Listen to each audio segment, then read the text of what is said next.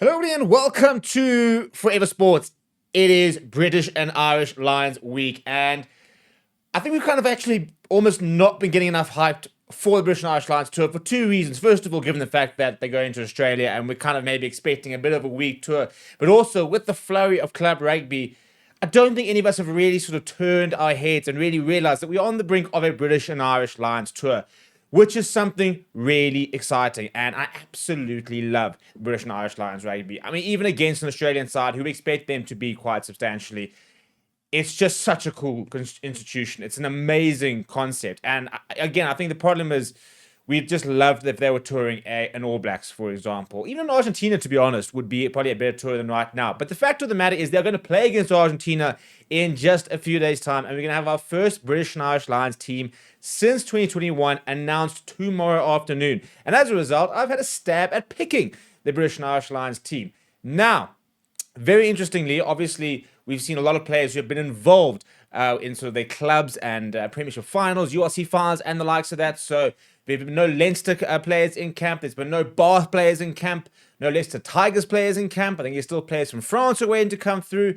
And as a result, I've pretty much left out all the Leinster players and players who have not been part of the squad because the British and Irish Lions were in Portugal last week for a training camp. And all those players have only basically just met up with the squad. I think it was actually yesterday, or if not today, and the side's being announced tomorrow. So basically, next to no time to get a lot of these players up to scratch, given the fact that the final sort of training session, the captain's run, so to speak, will be tomorrow, or Thursday rather, with kickoff at 9 o'clock South African Standard Time in Dublin on Friday night, which should be an awesome occasion.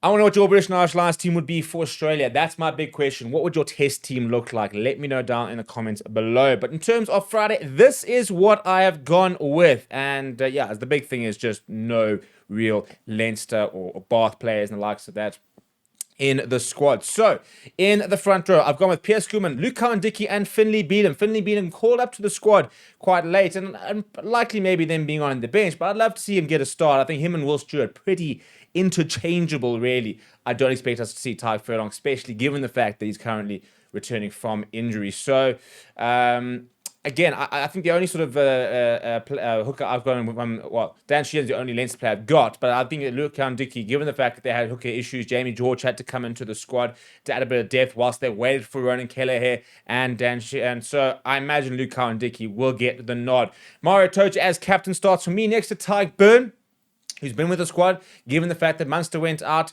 the back row is quite interesting because I've gone with Jack Morgan, Tom Curry, Ben Earl. We could see a Henry Pollock in that mix. They could put in a Jack Conan or a Josh van der Fleer. Scott Cummins I've left up, put him on the bench actually. I still think that's a really good pack, to be honest. I think Jack Morgan will be a test line. I think that Ben Earl will be a test line.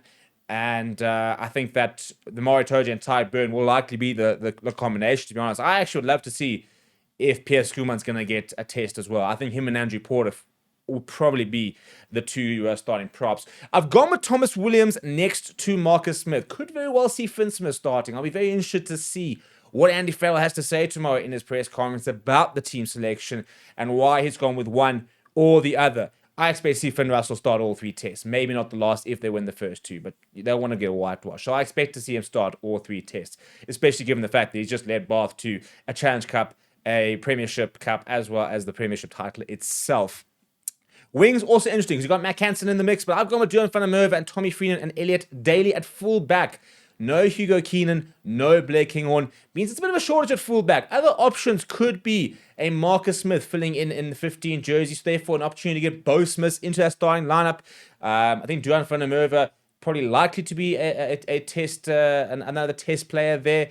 But lots of players that could potentially step in. I'll be interested to see if Mac Hansen, for example, gets the nod over there, and just how biased Andy Farrell, or how much preferential treatment the Irish players would get in terms of just knowing his game plan, knowing what they want, especially when it comes to the tests themselves, whether we're going to see more, Mac Hansen, Bundyakis, and the like. I've gone with the Hoopalotta centre pairing. Let them hoop, is what I say. It's so much fun to watch those two playing the best rugby together. In terms of individuals, they might not walk into every single team in the world. I think for most of them would. But as a combo, I don't think it's too many better in the world. I think Damien Delendi, JC Creel as a combination probably get quite close. But even the Iron, for example, Bundy Aki plays with Gary Ringwood as much as he plays as Robbie Henshaw. There isn't as much of an iconic centre pairing that play at club level and internationals and just know each other as well as these two do. And when they turn it on, they really, really do turn it on. Then off the bench, Dan Sheehan, as I mentioned, with given the lack of hookers, means that either him or Ronan Kelleher will be on the bench. I've gone with Ellis Genge, Will Stewart there. They know each other quite well. Lots of experience to come on because whilst this is a bit of a, inverted commas, warm-up game for the tour, they don't want to lose this game. As far as I understand, there's not test status. And because those are only sort of a test status given to games on the tour itself, much like the Japan game before they came to South Africa a few years ago to the British and Irish Lions. So then I've gone with Scott Cummings. I've gone with Henry Pollock, the youngest player in the squad. He's got the Lions mascot Bill, and we'll have to look after him. But I've got him on the bench. And then I've got Alex Mitchell, Finn Smith, and Bundy Aki. The reason I've gone with Bundy Aki is because you've got Elliot Daly and Marcus Smith who can kind of sort of cover your centres, your wings rather, as well. Well, Marcus Smith can go full back, for example, so you don't necessarily need a full back on the wing. Elliot Daly could slot into the centres as well, so you could go with another wing on the bench. You could go with a Bundy Aki, for example, because you could play a Hugh Jones at inside centre. You could play an Elliot Daly outside centre. So you've got options. If you want to go with the wing on the bench versus the centre, or they can go with a 6-2 split, I suppose, and they probably could with like some Elliot Daly and a Marcus Smith who do cover more than one position. In terms of how many of those players start in the tests, not sure. Given the opportunity Jamison Gibson Park, I think Thomas Williams got a very good opportunity. I think Ben Earl's got a decent opportunity. I think Jack Morgan's got a good one. We know Mara Toja, Tyburn for me will start. I think that Dan Sheehan probably starts when they get onto tour. I think Bundy Aki, very good chance of him starting when it gets to those test matches.